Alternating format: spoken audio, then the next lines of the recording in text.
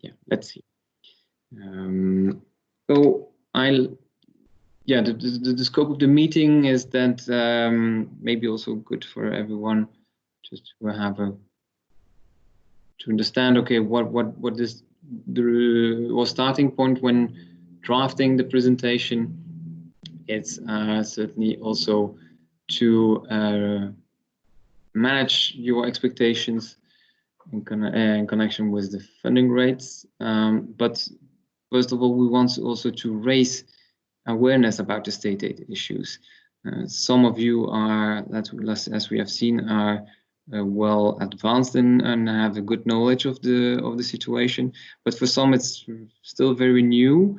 And what we have seen is that this state aid dimension is not always taken up from the very beginning, and then leads up to surprises at the moment when we confirm the amount of co-financing that can be granted. And yes, that's something where we want to draw attention, that everybody is well aware of what it implies, and also sometimes that there are limitations due to that state aid.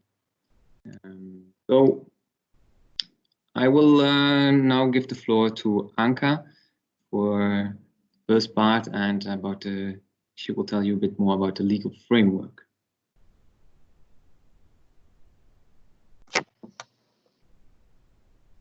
So, hello everybody. My name is Anka Simion. I work as a project manager within the Joint Secretariat of Interreg EMR, and together with my colleagues, we will be doing the presentation today. I will try to guide you through this first part, which is more on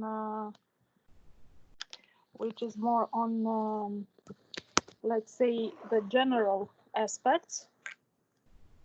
And they are important in the light of understanding what is and how we judge state aid. And then, of course, the second part will be on addressing concretely articles applicable. Now, where it all begins? Well, actually, it all begins in the right place. In the Treaty of the Functioning of the European Union, it's Article 107. Now, in this article, there are a few ideas that are highlighted, and it is about state resources, it is about distorting competition, undertakings, and affecting trade. So these are the underlying principles that are to be taken into account when we judge the state aid, because all these principles are in direct connection with the internal market of the European Union and how the respective intervention position itself within this internal market of the European Union. And this is why we are judging it in the light of state resources, competition, undertakings, and trade. Okay, if we can get to the next slide, please. Now, I think it's one slide before this one. Okay. If we speak about state resources, the general idea is public resources. If we are translating these ideas to the context of our program, it is always about ERDF and the regional co-financing. So these are always judged as public resources, and they are judged together when we speak about state aid. One of the key, or maybe the key idea is the undertaking. So what is an undertaking in the light of state aid? That is an entity which carries out an economic activity, and you can see here that we wanted to highlight one very important aspect. So an undertaking is an entity engaged in an economic activity regardless its legal status. And this is because there is an extensive use of this idea of undertaking. However, we need to place it within the context of state aid, and here we judge this undertaking as any entity that is doing something that is related to the market or that is related to some economic results. It can be an SME, but it can also be a public authority, a public organization, a hospital, a university. So any of this, as long as there is this idea of there is this end result that there is an economic activity, then it is about undertaking. So please take a first idea here with you, that undertaking is only judged in the context of state aid through this perspective. Okay, let's move to the next slide, please. Economic activity. So, of course, the broad definition here is that we speak about offering goods and services on a given market. And then what we can understand from this idea is that we speak about an offer on a market in a context. So the point is that when you describe your activities and when you design your project, it is always very important to take into account the large context where you offer these goods and services, and try to see if there is this market consisting of course, of an offer and demand, and there it means that our activities are geared or have this economic dimension. It is also very important to understand that when you describe this economic dimension as part of the project, you need to think this on short terms and on long terms, because it could be that on long terms you may want to develop a product that has a clear market orientation, but that is on a very, very long term. And in this case, of course, we speak about a market dimension which needs to be clearly understood. About non-economic activity, that is, that's in general a very limited idea, because non-economic activities, we can see it as, of course, different from a market, and then in general something that it's not market related, or that it's, let's say, for public interest or for general interest or for general use. So this is why, let's say, these are very few cases. And again, when you think of non-economic activity, you should think it in this light of something that it's public and something that it's, let's say, not profit or market oriented. We can get to the next slide. Here we speak about selective advantage. So, of course, you remember the definition from the article we have just mentioned in the beginning, where we were speaking about distortion of competition and internal market. It is absolutely undoubtedly that the receivers of funding will benefit of a selective advantage because they were selected following a competition call. So that translates into the fact that following the respective intervention, there is a benefit that the undertaking would not normally gain under normal market conditions. So should it have been not about the grant, one could assume that it would have been maybe more difficult to achieve a certain result, which is now facilitated by the grant, and which is, let's say, leading to this selective advantage in relation to others. However, we have to understand that this is, of course, a general idea, but there are also cases when the selective advantages can be to a large extent offset. So either by the fact that the project itself is aiming at providing outputs that are for large use or for social use, or it is, and this is especially true for the cases when the project may envisage providing others with some specific support, like grants or training, and where, of course, this can be selective. However, if it is a very large dissemination use or a very large, let's say, selection base, which anyway has to be taken into account because it is a cross-border project, but the larger the selection is, the more this selective advantage is offset. So please take into account that there is selection, and this is always to be seen in the context of how our intervention position us at the end in relation to others, and how the outcomes of our interventions at the end, which can be of public use, and the advantage that we further on grant can be offset due to this large dissemination. The next slide, please. So until the time being, we have focused on clarifying the ideas of Article 107. So we have spoken about public resources, we have spoken about market, and we have spoken about the selective advantage, which is why all these general ideas are translated into 5 questions. These are the key questions, and they are like this due to the fact that they stem from this fundamental ideas we have explained based on the definitions. And these are the questions that we base ourselves in assessing if we have state aid or if we do not have state aid. In other words, if our project is state aid relevant or not. And this is used at program level and at project level.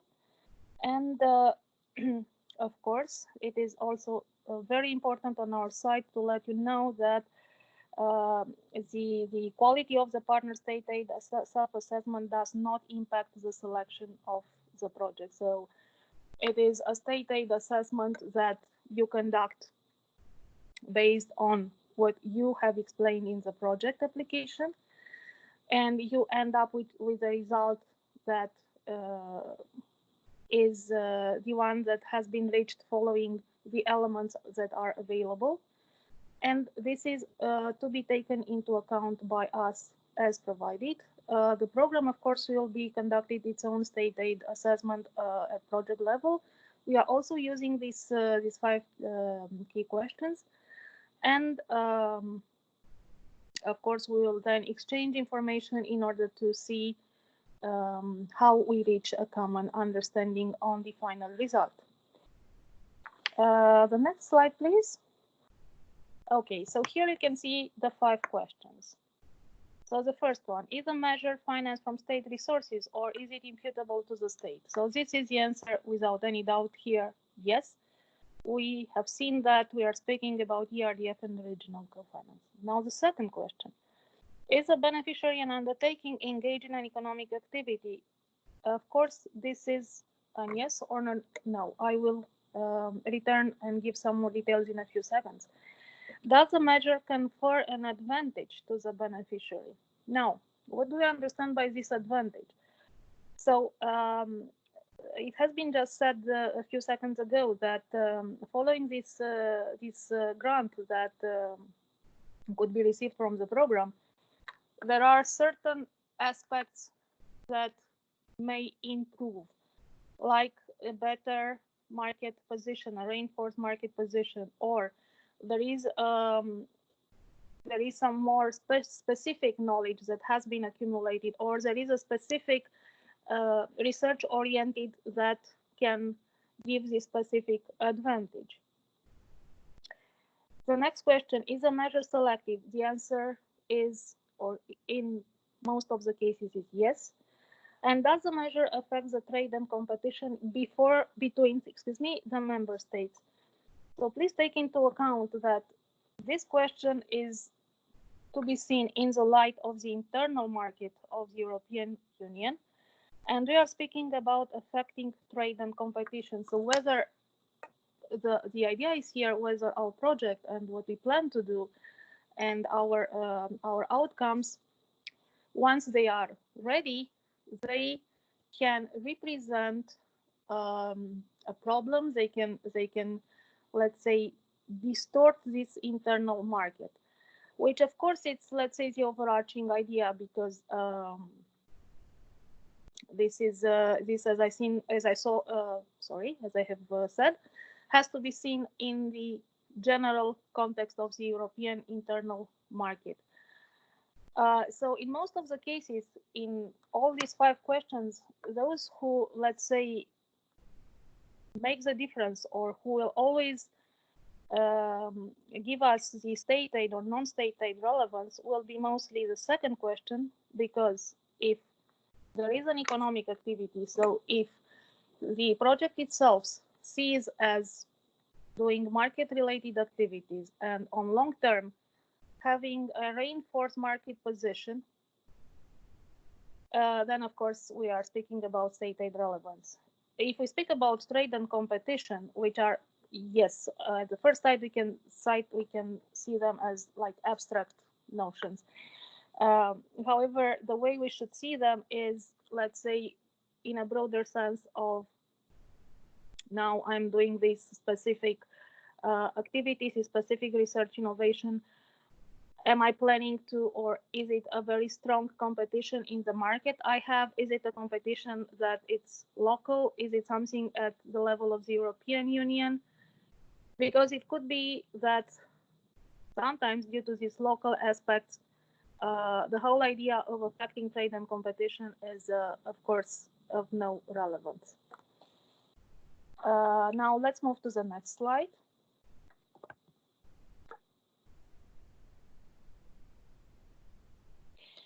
Here there are some questions. We call them support questions, because we have just mentioned that identifying an economic activity is not always easy. We have said that it is always about being close to the market, or this market readiness principle, and therefore when you consider and when you do your analysis, these questions may help you in assessing whether this market readiness and this market closeness is indeed something that you envisage as part of your project or as part of the longer term sustainability.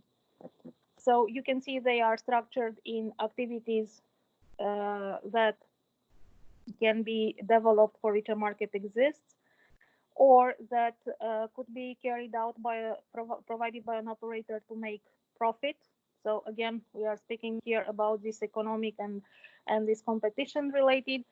We are suggesting this question, of course, as support questions to you, but also we would very much like to submit to your attention the fact that they are questions that are meant to help the design of the project application, that are meant to explain the project context, because these are the elements that will always tell you, will always tell us the concrete details that we need in order to understand this economic or non-economic relevance. The next slide, please.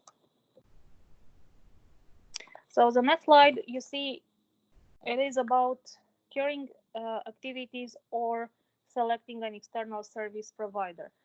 Of course, there are certain activities that will always be carried, let's say, by the organization itself, and which is why we have advised to have this clear understanding of what the organization is doing within the larger context of the market.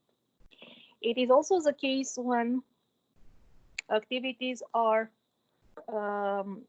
let's say, are to be externalized. And in this case, it is always about how we conduct the selection of the external provider. Nevertheless, this is a matter of public procurement, that's for sure, and the public procurement that it's applicable to the context of the cross-border cooperation and to the context of the respective member state. What we would like here to advise you is that, taking into account the respective context, it is always advisable to start thinking and doing this selection on a broad basis. meaning that you should try to make sure always that when you select a company to provide, or an entity to provide a certain service to you, please try to make sure that you address as many as possible. I mean, beyond or as reasonable it can be. Of course, if let's say there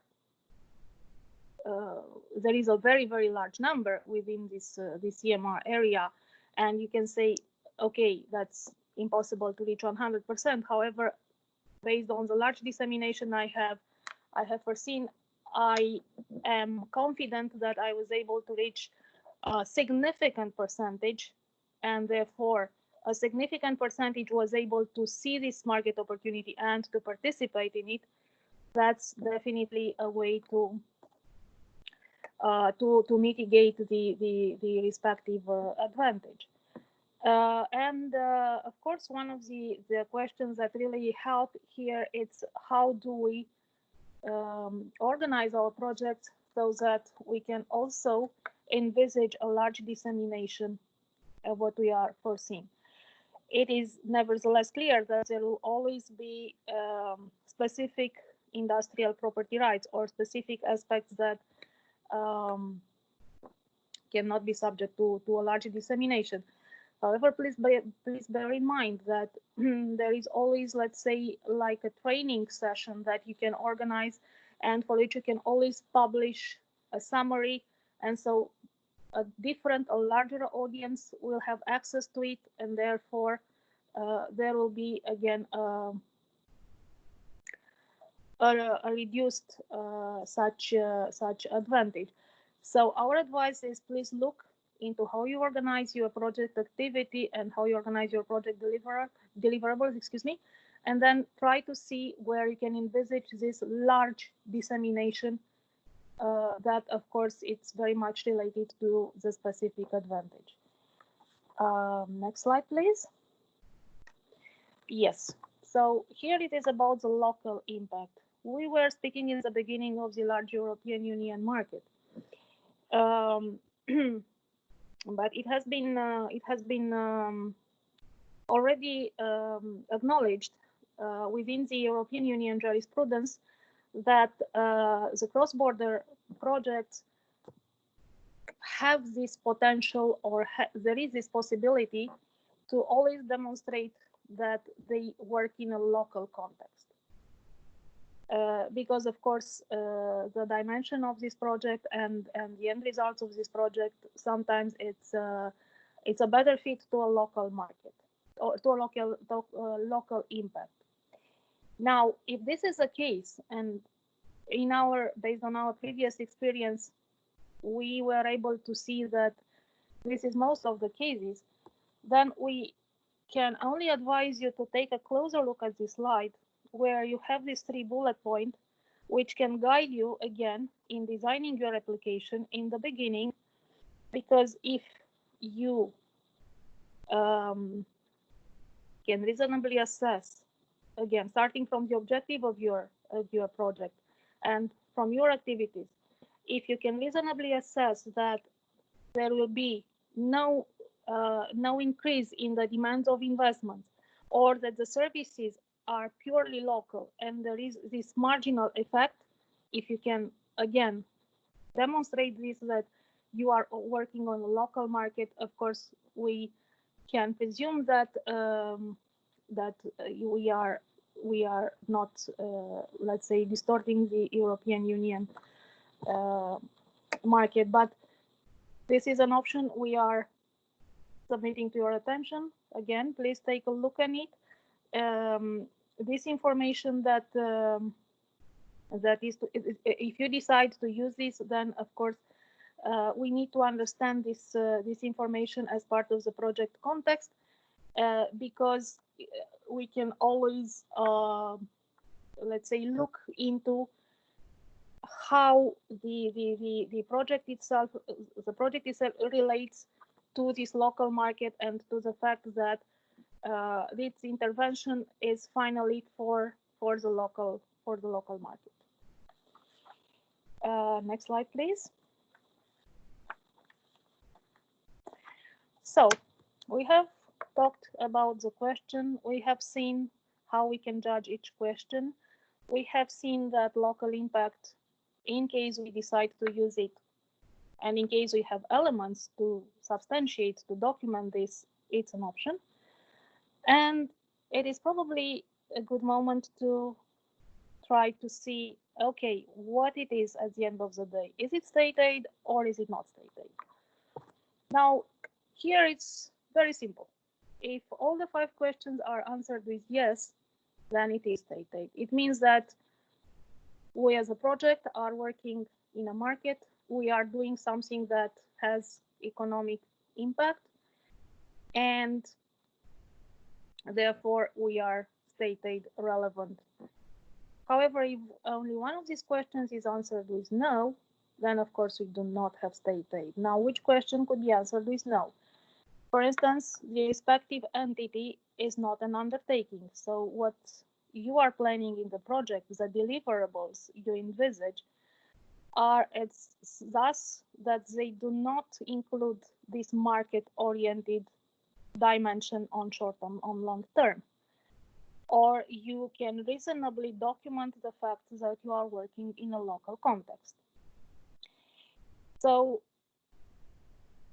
this is, let's say, how we should judge the 5 questions.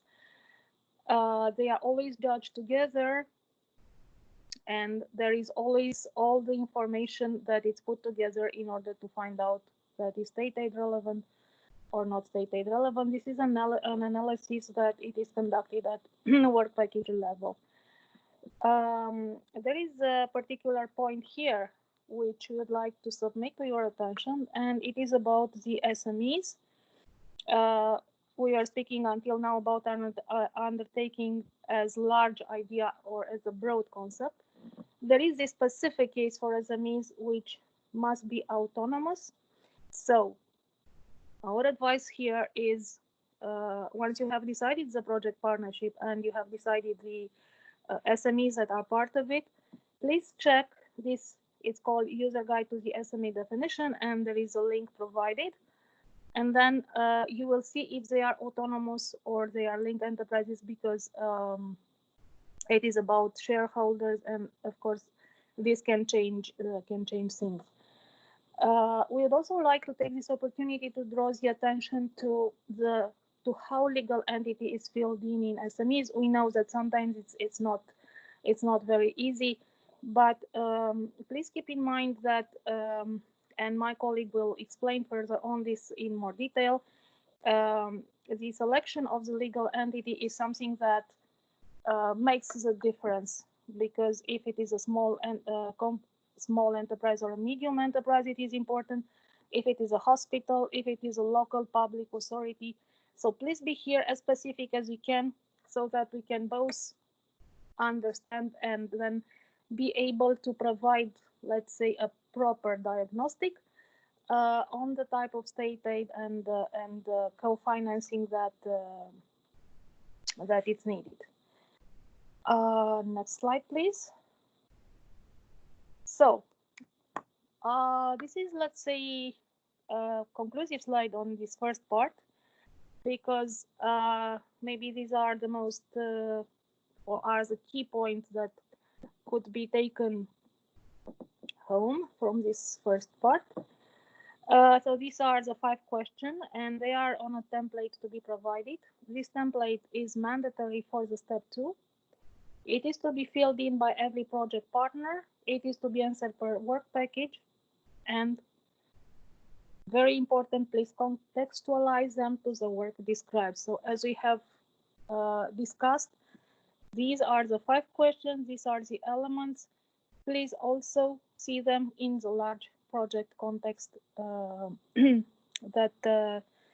you envisage. Now, this will be all on my side. I will hand over to my colleague. Of course, there are questions on this part. I will be happy to take them. Okay, thank you, Anka. This was for the first part. Again, just for us, it's very important that you are aware of these questions when designing your application form, like it was mentioned by Anka. it is important to provide the sufficient information in your application form. That's certainly the purpose of the exercise, and also with doing the the state aid self-assessment, because also for when we are assessing the applications as program, we do it on the basis of the information that's provided in your application form. So keep that certainly in mind. We had foreseen a first Q&A session, but looking at the time, and I also see that there's already interaction in the chat, but I propose to switch directly to the second part and come back to questions at the end of the session. So the colleague Raluca will now tell you what's next about when we have established that question of state aid, how to proceed further with it. Hi, hello from my side. My name is Raluca Danila. I'm project manager with the Joint Secretariat. And in the next slide, we are going to look more into calculations and basically allow you to better assess the funding rates that you can actually get and how to construct your projects in a way that you maximize your chances of having a higher funding rate.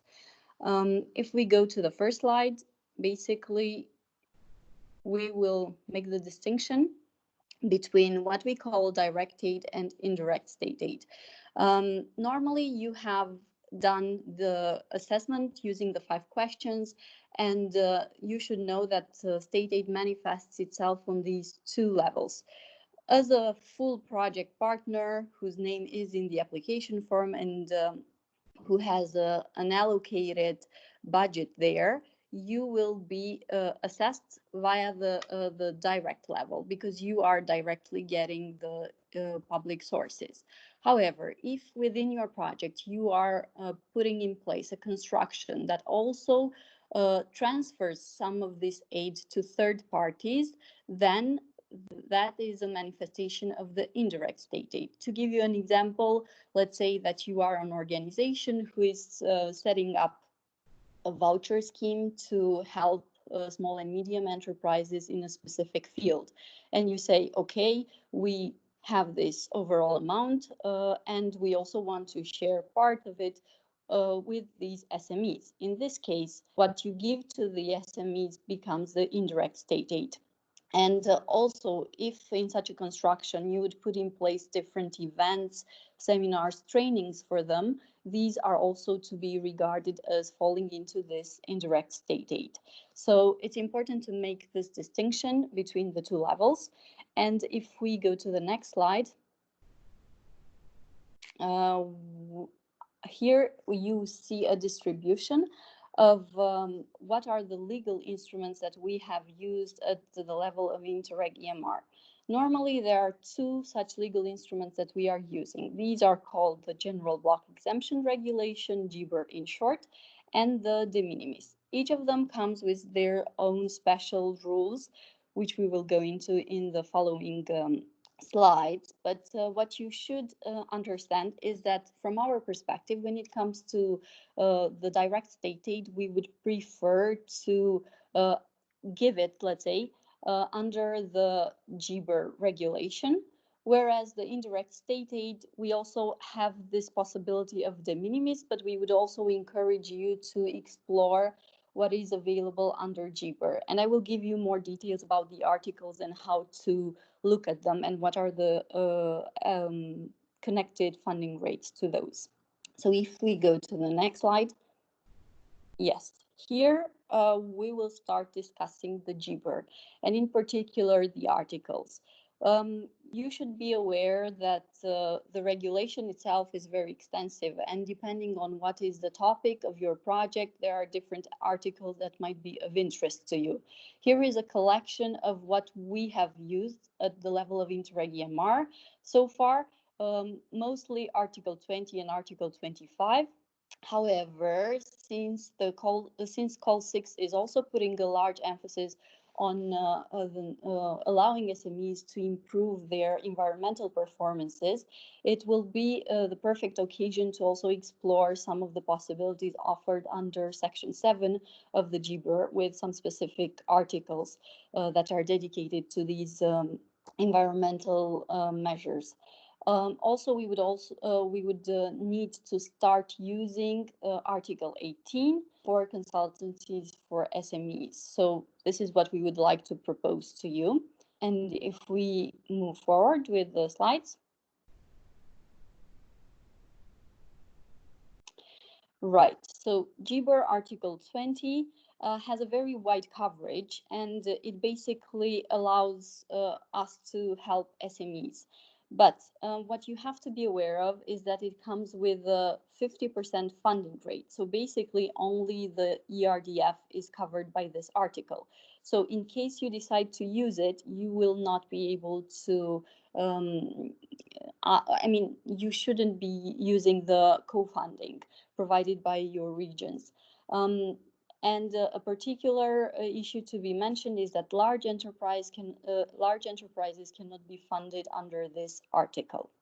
So if we move forward to the next slide, we have Article 25, which has been very popular with our research and development projects. It is suitable for large enterprises as well as small and medium ones, and it has a varying funding rate. So what you have to be aware of is that the higher the technological readiness level of your project, then the closer you are to the market, the lower the funding rate will be. So it's important the moment when you start describing your application form to focus on what will exactly be delivered during the project lifetime. Even if you are perhaps envisioning a closer reach to the market in 5 years or 10 years after the project is finalized, you have to focus in the application form on what you are actually deliver within the project implementation period.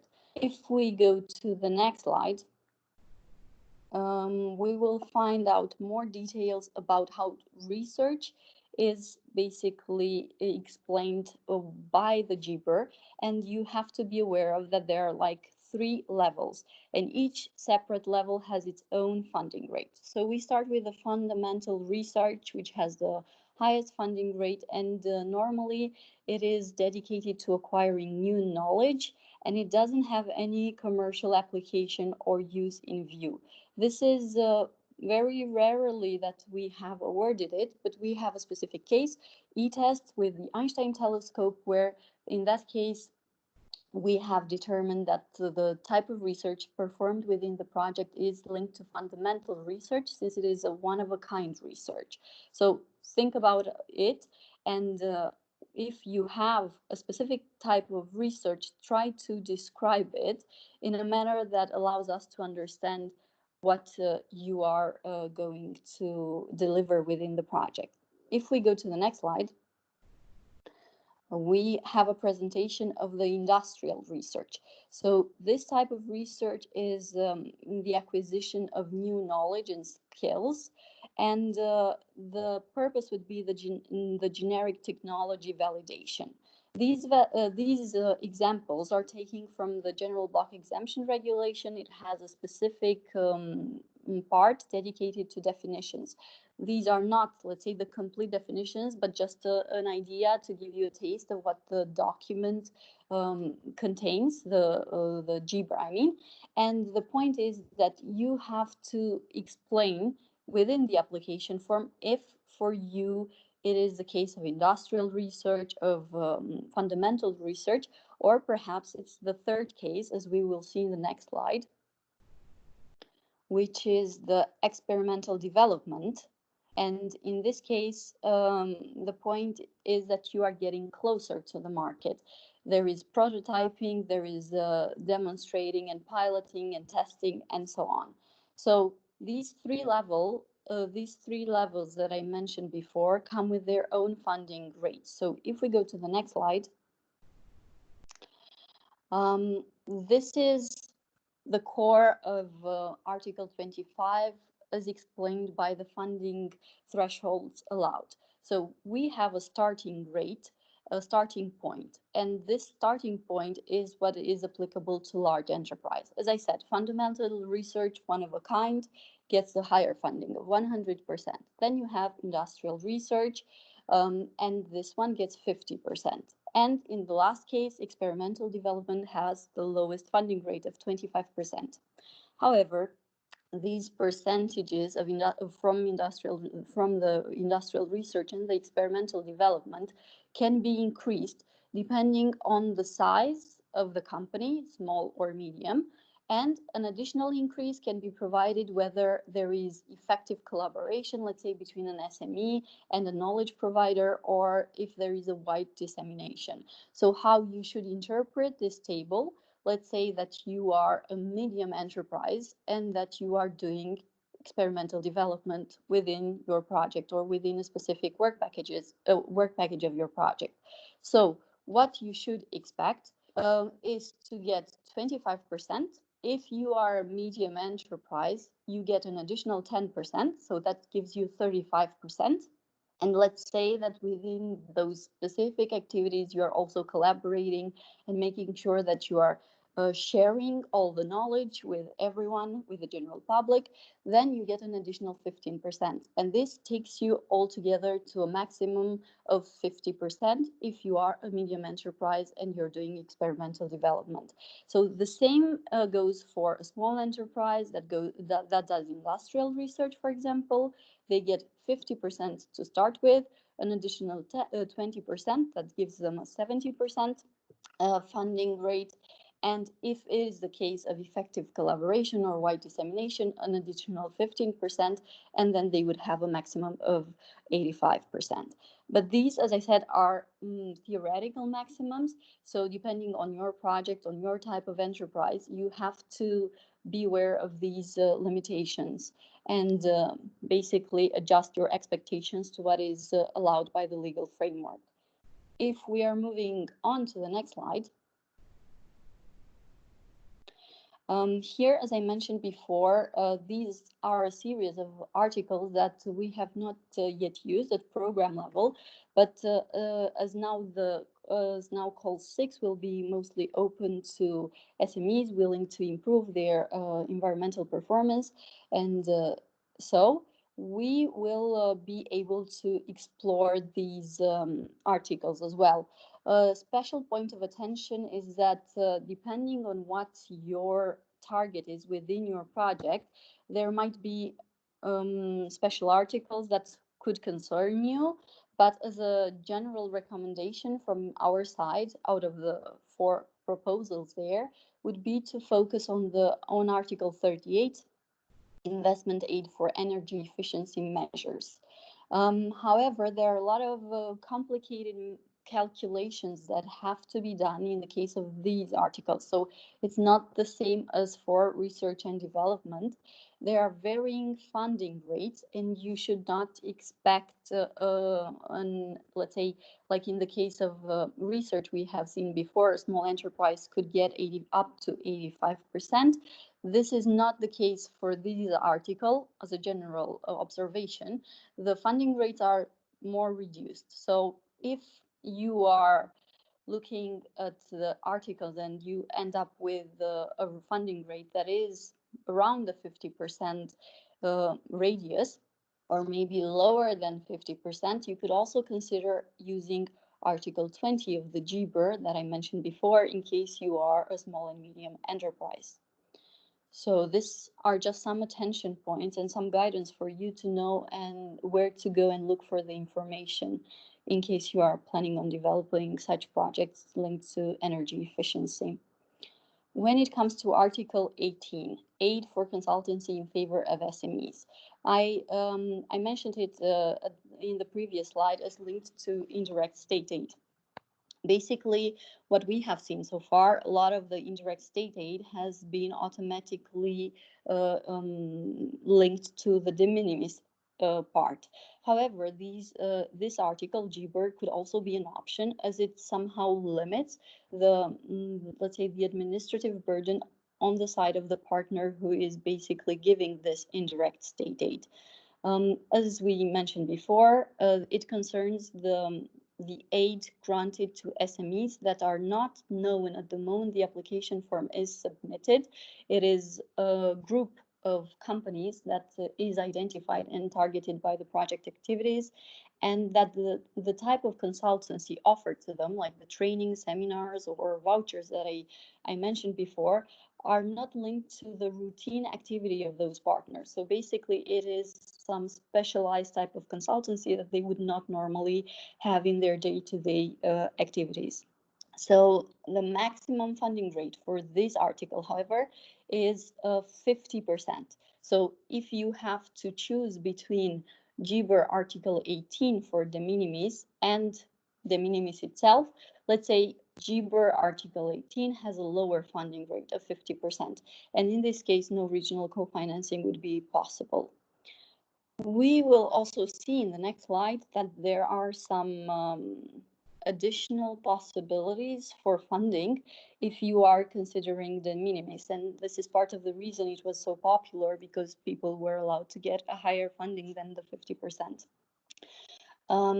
As stated here, the ceiling for this aid is 200,000 euro per member state over a period of 3 years. So basically, a company that has used de minimis in the past year would not be able to use it in the next year, because you have to take a break of 3 years for making use of this facility. Since Interreg EMR has 3 member states, then the maximum theoretical level for the de minimis in the framework of our program is 600,000 euros. And something that's very important to highlight is that this de minimis complies with the proportionality principle, meaning it is evenly distributed between the 3 member states that are part of the program. And it is equally applicable to large enterprise and to small and medium ones. However, if, let's say, you decide to use de minimis, your project is selected in the end, and you identify de minimis as a valid option for funding one work package in your project, in this case, a special form has to be filled in. But this is only relevant if or after your project gets approved. And in the next slide, what is something that's very important, because I mentioned before that 600,000 euros is a theoretical maximum, one that is basically hard to reach. When people hear de minimis and the amount 600,000 euros, their automatic expectation is that they will get 600 euro from public sources. However, there is a catch to this interpretation. Basically, the 600,000 is made up of ERDF, the 50% part, and co-financing. So we have in this table a distribution between the 3 member states, the ERDF and the co-financing. So let's say that you are a partner from Belgium and you would like to make use of the de minimis facility as linked to one of your work packages in a project. So you think that you should receive 600,000 euros, and then when you hear the calculations, you are a bit disappointed. The reasoning for this is that basically from Belgium, you get the ERDF, 100,000 euros, and an additional maximum of 100,000 euros from your member state. So basically, the public contribution that you are getting is the ERDF, 300,000, plus the 100,000 euros from your member state, so 400,000 euros. And you are left to cover the extra 200,000. If you want to get additional public co-funding, you cannot go back to Belgium, because Belgium has basically reached their maximum of 200,000 euro per member state. So you would have to address your request for additional funding to Germany and the Netherlands. And should these member states decide to give you the funding, then you can have a higher funding rate, higher than 400,000. Also, please be aware that the amount that you ask from your regions is not necessarily the amount that the regions will grant you. Even if it is possible for Belgium, in this example that I gave you, to choose to give a partner 100,000 euros, they can also say that they do not want a fund, or that they can only give 10,000 euros or 50,000 euros. And in this case, the difference that is not covered by the co-financing has to be taken up as own contribution. So be aware of this interpretation, and be aware of the fact that you also have to sign in some forms, some special forms for it, and that once you make the choice to go for the de minimis, you would also somehow block your options for the future, for the next years. So these are some attention points that we wanted to draw. And now, if we were to summarize the two articles that I said that could be linked to indirect state aid, like GBER, Article 18, and the de minimis that I have just presented, you have here, let's say, an overview. So as we said, GBER has a funding rate of maximum 50% that you are likely to get. High chances that you will get the 50%. In the case of de minimis, it is open to interpretation and to the decision of the member state, whether they give you the co-funding, how much co-funding they give you, and so on. There is also an additional layer of administrative burden that has to be considered when you are doing indirect state aid as de minimis, because you are basically responsible for keeping track of the way you are giving public funds to some third parties. So you have to put in place some declarations regarding those parties, whether they have received de minimis in the past or not.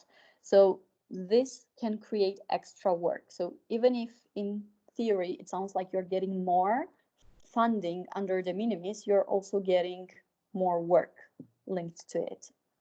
This is just to put things into perspective if you are ever in the position to make the choice between the two. If we go to the next slide, yes, we have reached our conclusion part. And for this, I would like to invite my colleague Anka to take over.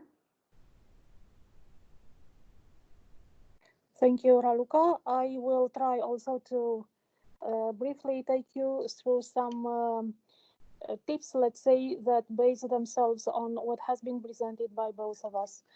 So first of all, it is a summarizing overview where we want to, again, draw the attention that there are these 5 questions to establish if it is state aid relevant. If one question is asked is a no, then it's not state aid relevant. And of course, if all is yes, it is state aid relevant.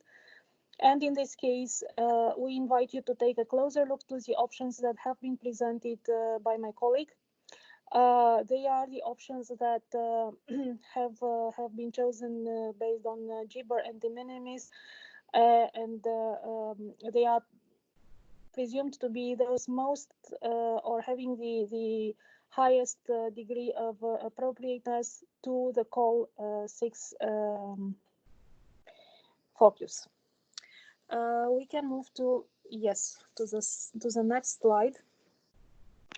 So it is, let's say, very important that you take a closer look to the focus of the call 6, and you decide what topic to address, and then you look into the most important aspect, which is the description of economic activity, using the support questions we have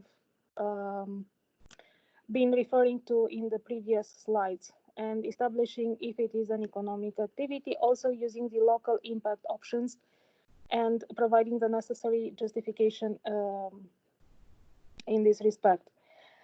Of course, if you end up with the fact that it is an economic activity, because as my colleague explained, you are envisaging something that is close to the market, and the closest to the market you are, the highest possibility or the highest likelihood of state aid you have, then you will have to choose one of the options indicated.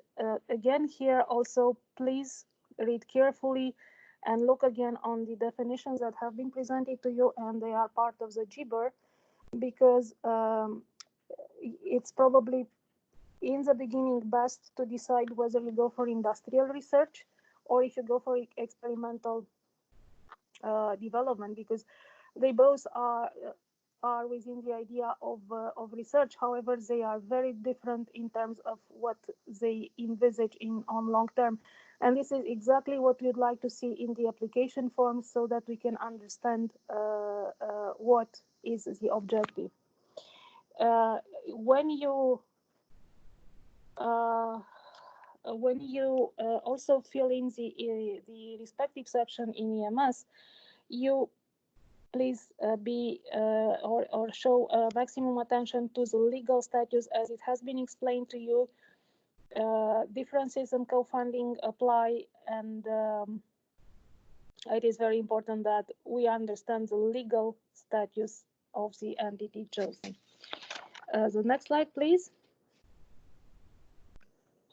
We have talked about the fact that local impact is an option as long as there is information in the project, or there is information that the intervention you envisage plans to have a local nature, and the effect of the market is a marginal one. So you basically, let's say, will not add or will not result in some larger investments being brought into after the project, or there is, let's say, a strengthened market position of the entity that would be problematic on long term. Of course, at the end of the project, one can always assume that there is, let's say, a better market position, or there is some knowledge that it is acquired. But this is again to be seen in the broader perspective of the cooperation, because the knowledge that it is acquired as a result of the project, is it a knowledge that it is internalized? It is a knowledge that will be further on to develop new products. Will these new products, let's say, be as successful as we estimate? Again, these are elements which have to be concretely explained, because it could be that the knowledge acquired do not necessarily result in something that can be easily quantifiable, which means that in this case, the economic component, it's not something of importance. And in this respect, you should also see the next slide, because the ways the deliverables which are attached to each activity are phrased is how we can understand that what the project envisages is really market oriented or not. And the suggestion on our side is that there is a section in the application form which is called project context, and there is where you can tell us and provide us all these elements. So, are we working in a market? Are we envisaging interventions that on long run will be on market oriented, and they will have this local component? Are we envisaging, let's say, this indirect state aid? How are we envisaging it? Maybe here it is one of the things that have often been seen as part of the project are work packages that refer to valorizing what is being envisaged. Now, what means valorizing? This means exactly what has been explained to you, being closer to the market or not. So, for instance, if you simply envisage at the end of the project to design a business plan that only at a very, very later stage will translate into some economic activity, that business plan it's much more knowledge-oriented than market-oriented. However, if you envisage a specific a market-oriented product or a specific innovative product that is not for public benefit or for health or things like that, and it is to be further on either protected by intellectual property rights or by certain economic dimension, then of course it is state aid relevant. We can go to the next slide, and Here, one slide before, if it's possible, the previous one. It's final tips on state aid number.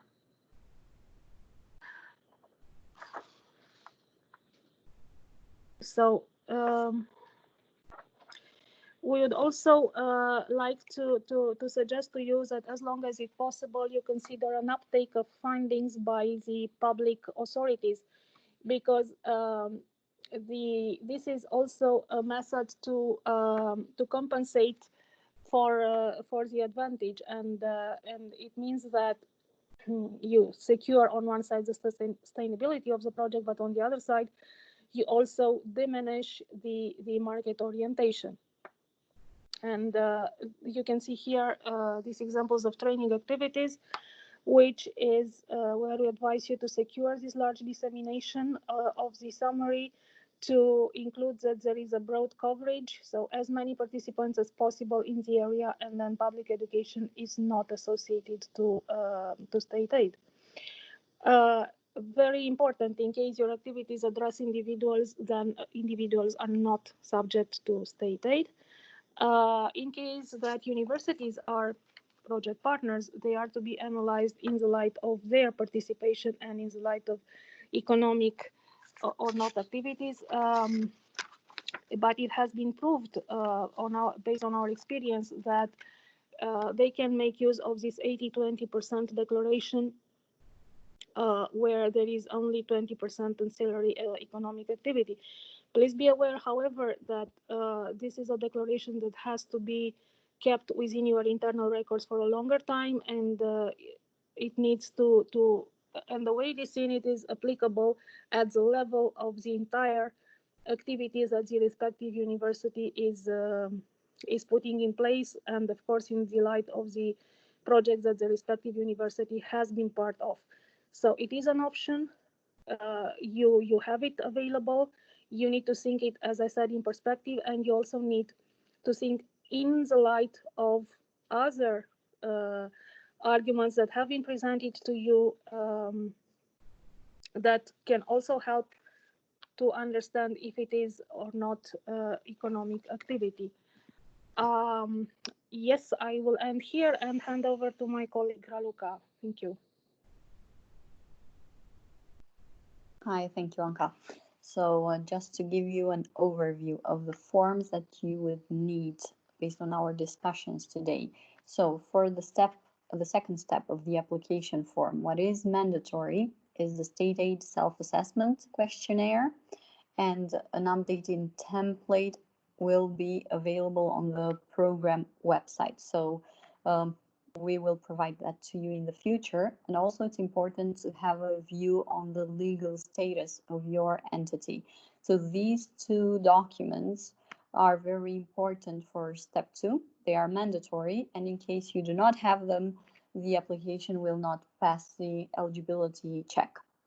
In case your project gets selected and once an assessment on state aid is available at program level, we will communicate it to you, and together we will try to reach an agreement between your position and our position, presenting the legal argumentation for it.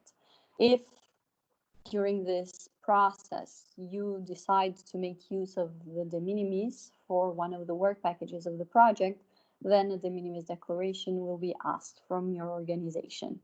Also, if during this process it is identified that perhaps you are, for example, a university that would like to make use of the 2080 rule, once again, a declaration will be required in this sense. But this is only after the project is selected. So until then, I think your focus for the next stage should be the filling in of the state aid self-assessment questionnaire when you are going to submit the final version of the application form, and also the legal status and document. So I think this is all from our side so far when it comes to the content, but now we're going into the question section. So please don't be shy. Yes, thank you, Raluca and Anka. Indeed, this was from our side information that we wanted to provide. We hope that there are helpful for you, that also helps you to have a good understanding of what is expected, maybe also explaining why we expect some information and some documents from you, certainly in the application phase. So yeah, after all this, are there some questions? Please raise them in the chat or raise your hand if you want to voice your question via the platform. And we have seen that during the webinar itself, there was already some questions raised in the chat. It was a question about the selectivity criterion and the way how to interpret it. It's, as you can also see, is already going quite far in detail.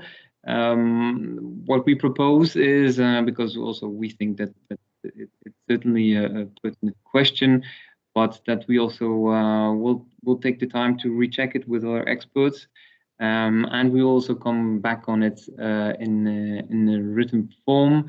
Yeah, maybe with also the additional questions that will be raised, we will see if we can address them directly. We certainly will do. If not, if it's maybe too technical, and if there's still some doubt on our side, we will then do the same principle, recheck it with our experts, and certainly come back on it in a written form and make it available for everybody via our website. So in the meanwhile, I have not seen any questions popping up in the chat.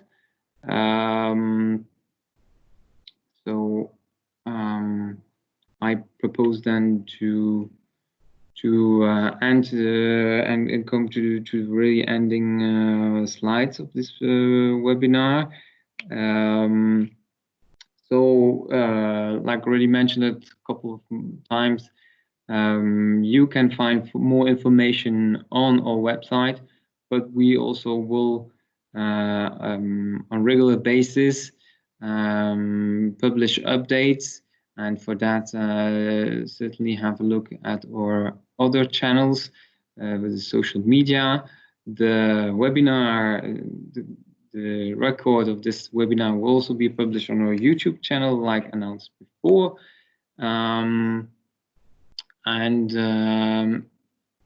If you have further questions in the later stage, we certainly remain available to look at it and to support you in these questions. You can send your questions or suggestions to the general email address of the program, which is Interreg EMR @prvlimburg.nl. But please do mention in the title of your email that it is about state aid, so that the email can be forwarded to the right persons, and that we certainly can take care as soon as possible of your question and get back to you. So this is the end of our webinar. It has taken a bit longer as expected, but we hope that it was useful for every one of you. And we certainly thank you for your attention in the name of the full team. As you can see here is thank you for being there, and do not forget to follow all updates on our website. And I see here